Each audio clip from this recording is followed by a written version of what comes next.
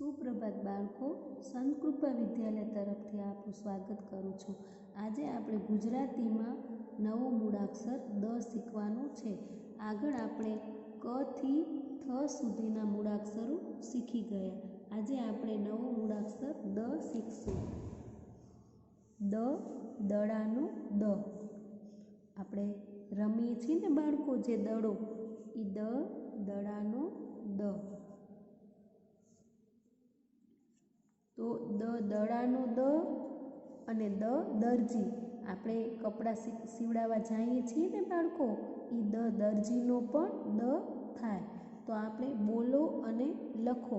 તો આપણે બોક્સમાં આપેલું છે, તો દ ને આપણે ઘૂંટીશું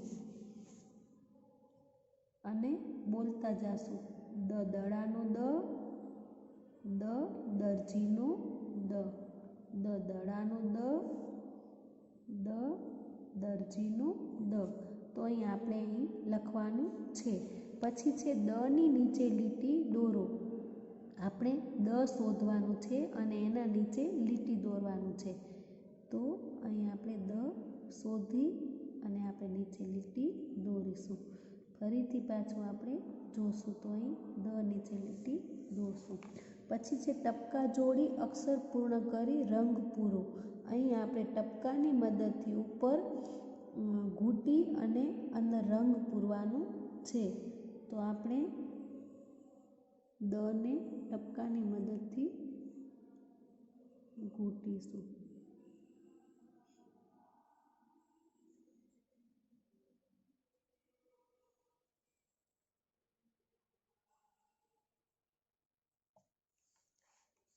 પછી છે હરોળમાં જુદા મૂળાક્ષર ઉપર ચોકડી કરો।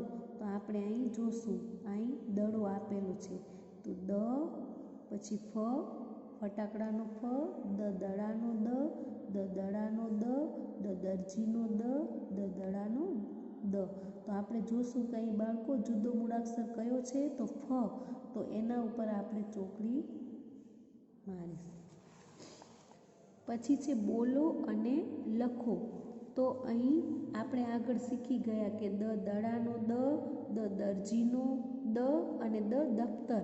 આપણે જે સ્કૂલ આવીએ છીએ ત્યારે અંદર પાઠ્યપુસ્તક નાખીએ છીએ, એ દફતર। તો દ, દફતરનો પણ દ થાય। તો આપણે ફરીથી આપણે બોક્સમાં દ લખવાનો છે। બોલતા જાશું અને લખતા જાશું। દ, દડાનો દ, દ, દરજીનો દ, દ, દફતરનો દ। આપણે અહીં જાતે લખી લેવાનું છે।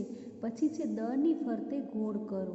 આપણે અહીં જોશું કે દ શોધી અને એના ફરતે ગોળ કરવાનું છે। અહીં જોશું કે દ ક્યાં છે, તો અહીં આપેલું છે, તો એના ઉપર આપણે ગોળ કરશું।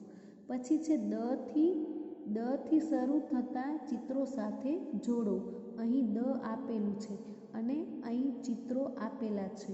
તો આપણે જોશું કે દ મૂળાક્ષરથી જે ચિત્ર હોય એના સામે આપણે જોડવાનું છે। તો અહીં પેલું છે દાડમ, તો દ મૂળાક્ષરથી છે, તો આપણે એને જોડીશું।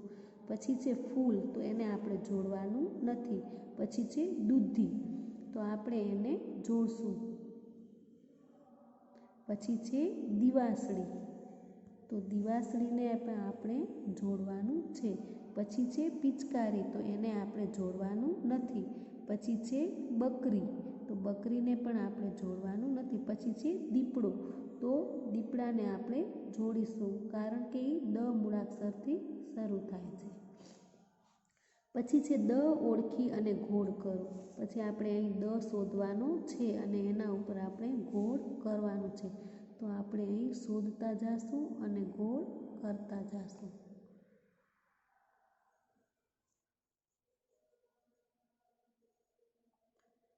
ફરીથી દ શોધીશું અને ગોળ કરતા જાશું।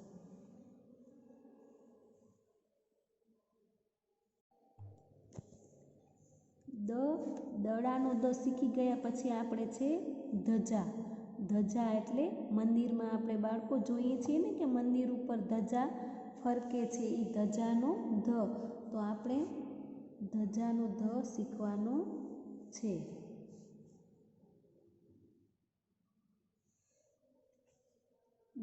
ધજાનો ધ, ધમણનો ધ.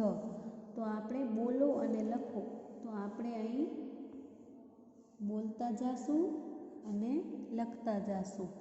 ધજાનો ધ, ધમણનો ધ. ધજાનો ધ,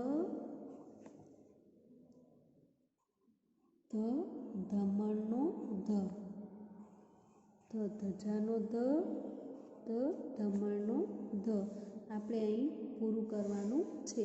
પછી છે ધની નીચે લીટી દોરો. તો આપણે ધ શોધવાનું છે અને એના નીચે લીટી દોરવાનું છે. તો આપણે ધ શોધી લીધું. હવે પછી ફરીથી શોધશું. એના નીચે લીટી દોરવાની છે. હવે છે ટપકા જોડી અક્ષર પૂર્ણ કરી રંગ પૂરો. અહીં જોશું કે આપણે ટપકાની મદદથી જોડવાનું છે. ટપકાની ઉપર ઘૂંટી અને પછી એના ઉપર રંગ પૂરવાનું છે.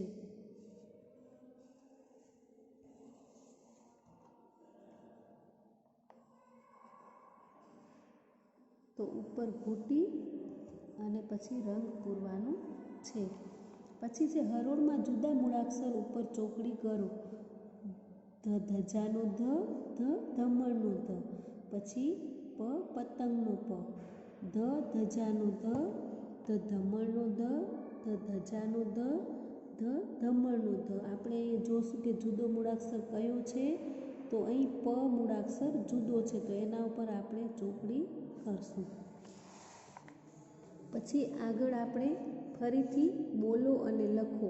તો આપણે આગળ ધજાનો ધ, ધમણનો ધ અને આ ધનુષનો ધ.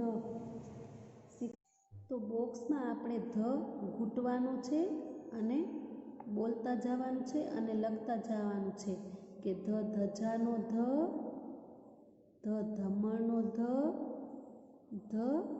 ધનુષનો ધ.